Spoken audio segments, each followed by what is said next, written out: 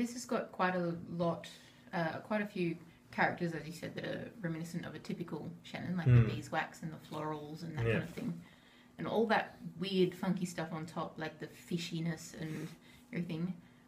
How would he do that? Is it an oxidative thing that gets those satay sesame things, or like? I'd say that's the oxidation for sure. The nutty, seedy kind of characters to it. Yes. From a lack of sulfur.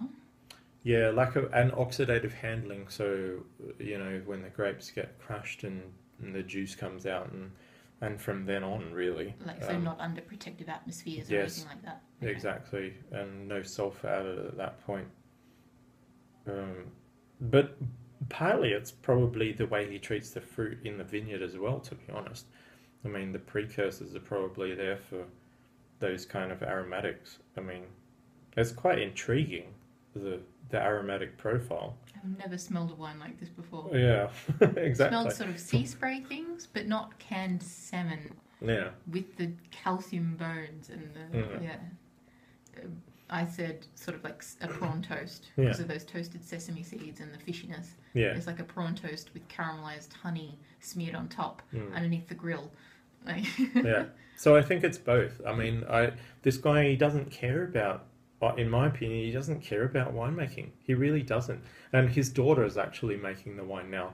And she's probably taken them, I'd say, in a slightly less oxidative direction.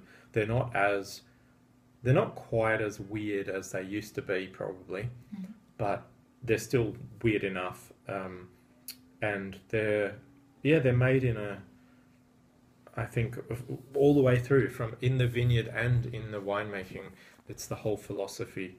But to me, it really doesn't matter. I mean, they can believe that burying cow shit in cow horns in a vineyard, for months on end, and then diluting that 1 million times in water and spraying it over the vineyard is going to make a difference. And it probably doesn't. And probably their organic methods make a difference. Who knows? But it doesn't matter, because the style of wine is something that is interesting anyway. It's so unique. And still really drinkable and delicious. Yeah. I'm really liking this wine a lot. Yeah. Even more for the weirdness. There are some wines that are weird and you're like, okay, well, I've had one glass and that's it. Yeah. This is weird and I'm liking it a lot. Yeah. I am finding that a lot of those funny fishy notes are sort of blowing off. Yeah, I'm finding that too, actually. And it's sort of coming back to a more traditional, normal Chenin Blanc style. Yeah, but in a slightly oxidative way. This is our second glass now. So we have had a little time with it, but not much, like half an hour or so. That's true. It's blowing off those kind of fishy notes or some of the more unusual characters, but it's still unusual anyway. I would say this is a good showing because I have found there's significant bottle variation, as you might expect with a natural producer who's very hands-on, and the quality control, let's face it, just isn't there. So some bottles are just wrong. They're and it's hard to know that if you're not familiar with the style, because they're weird anyway. But you probably have to try a few maybe, or try with people who know what the style is like, and then you'll know this is how it kind of should be, and how it should be is weird. So anyway, yeah.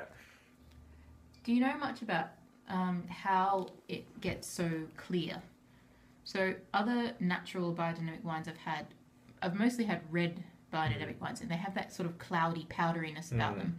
And even the natural Jura whites we've had, which are Chardonnays and Sauvignons, are kind of powdery and cloudy looking. But this is crystal clear, and yet he doesn't sort of use fining agents or anything. Is that just a product of the grapes, do you think, or...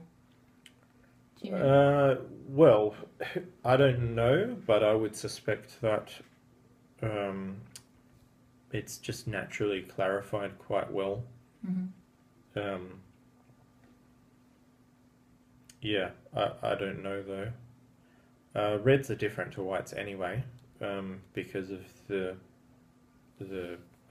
certain compounds in the reds.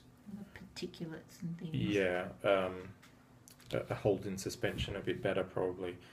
The other thing is that, you know, in the cellar it could have been kept cool, and that helps to clarify a bit better. Mm-hmm. Yeah, but who knows? Might be Really, the cow horn shit. you never know. Exactly. So is there anyone else, maybe not in Savennières, because it sounds like they're all turn up their noses a little bit at him, but are there any other producers in the Loire doing whites like this that are available in Australia that you've come across? Or even if they're not available in Australia? There are other producers who are doing natural style, like non-interventionists, as they would be referred to. Yeah, Chenins. But I don't think there's anyone doing things quite like Nicolas Joly. Mm-hmm. He's very unique. And that's probably it's not just that philosophy and it's the expression in the winemaking. I mean, he makes them, he picks them really ripe. Mm-hmm. Like this is 14 and a half, did I say? Yeah. Yeah. It's unusual. Well, it's labelled as 14 and a half anyway. And yeah, so this is very ripe Chenin, yet it doesn't really seem that ripe. It still has really good acid. It's not too fat or heavy. It doesn't have any alcoholic heat on the palate, and at the same time, it's got unusual aromatics. Even other, natural winemakers in the Loire making Chenin are not making it. Wouldn't achieve these sorts of things. They don't. Well, they just don't express themselves in this way. I wouldn't say. There might be other oddities, but these are very unique, I'd say. Yeah, multiple levels. So, but a lot of people don't like them. I mean, whether you like them or not, but that's not the point to me. I mean, this is I enjoy it, but they're just something so totally different. On that last sip, I got some mandarin juice, back palate, as one of the sort of aftertastes. Yeah, there's almost a kind of, it actually smells a little like rotting mandarin. Mm-hmm. It's like a mandarin that's gone a little rotten in the fruit bowl. It's got some penicillium growing on it. Yeah, exactly. There's some mold on it for sure.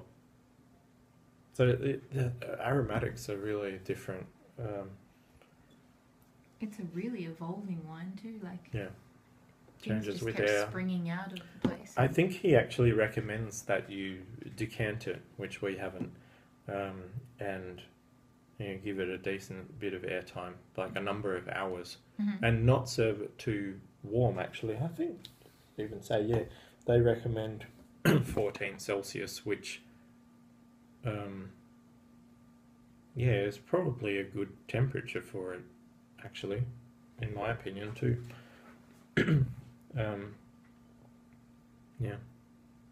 I think there'd be a bit of a shame in decanting it though, because if this being our second glass and only half an hour later, all of those really cool, funky, weird canned salmon things are gone, and maybe he realizes that might be a bit challenging for people, and so he recommends decanting it to blow all that off.